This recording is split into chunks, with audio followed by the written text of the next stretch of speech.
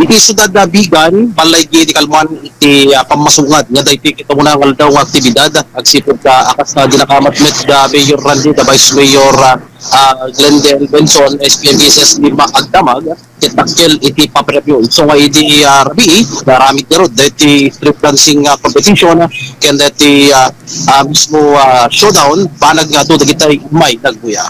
Itinaaramid nga Ranyag Festival, street dance and showdown na competition kadagiti walo nga nagbibindalubal nagbalaygi iti ili akawayan agsipud ta sudat nakaiyawid iti trono agsipud ta first place da no sa dino nga isudat may ka contingent number 7 ket iti grupo da ket isu iti nakaiyawid iti 200,000 pesos ti grupo da ket inawagan da nga Indak Iloco Pardas Kawayan Dance Troupe ket iti nag second place iti Rimat Tidaya Dance Crew ket nakayawid iti premyo nga 150,000 pesos ken iti third place when may katlo nga runner up isu iti Sayaw Silangan no sa dina nga 100,000 pesos iti premyo da ket nagitay nan winners imawat naman iti 70,000 pesos uray mo ang tutudo tuloy na tuloy iti kompetisyon agsipud ta ayat da nga may lepas dito ket balaygi da amin idi rabi. It was all worth it po.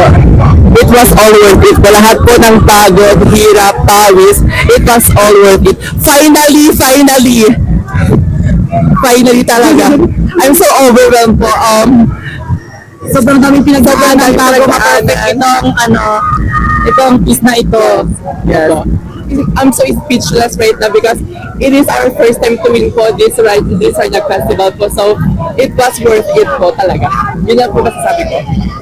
Once, two, hindi siya 2 months. It's actually po kasi ako almost malapit na yung itong competition na ito. So, I think it's 1 month preparation po. So, minadali lang para we would like to thank Mayor po of Kawayan for helping us financially po. Thank you so much po, Mayor. Saan nga may libak iti ragsak dagiti taga-ili a Kawayan agsipud ti rabi adu dagitay supporters da nga isuda iti magmangted metten iti crowd ken audience sa impact isu nga marigatan latamit iti judges iti rabi agsipud ta dalalaing dagitay nakikompete iti daytoy Ranyag Festival ti Paragsarita iti tourism officer. Actually, nabayagin nga nagangay dito ng grupo ti Pardas Kawayan Dance Troupe, Commando Albert. Pagyamanan nila unay ta dito siguro ti champion ng mga abak kami ti Twilight Festival, si Dancing and Soaring Competition. Tadi last year nagbaling kami ka second. So nagbuhanot laing ti sakripisyo banag dito ti dancers mo nang naggrono unay dito choreographer mo nang conceptualize dito yung pabuyo kapag siya dagdigan. Actually, ito na dito yung din pabuyo kapag siya dagdigan kat The Lion King. Yan dito, kat kapanunutan ni choreographer ni Sir Ben. Actually, Commando Albert, ito na pangabakan dapat Twilight Festival si Dancing and Soaring Competition kat mapanaan ng dagit din ta. Ang buta yung net nga dagit ito nagbanduganda, nagtuyatan data, narigat na dinigdudua ito oras at ipanagbasa da. Kaya hindi pa nag-practice na, ito ka na rin na din ka nag-practice na.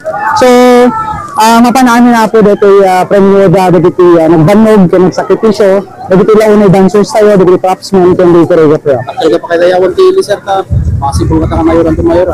Actually, tumawag ka tayo kanya, kumusta ti Sado tayo dito ko na, Commando Albert yan. Madama pa lang ti awarding yung tawagan natin noon ti resulta ko na. So, tinawagan ka tayo, kasi ako nung natiragsak na, iti sisusupport talat nga ngayon, iti iling Kawayan, awang sabaling ng Honorable General Simpson Dolan. Rakel lang na pagyamanan nita, just like adding feathers on the cup man iti ili tayo nga Kawayan, mga abak tayo man iti pasalit ti street dancing and soaring competition di Twilight Festival, iti siya dagtibigan. So, nahantay na ilibak ako nga nyaman nga pasalit, intertown, probinsya man, outside province, hanggang paabak iti ili ti Kawayan, nyaman iti pasalit ng pakikontesa.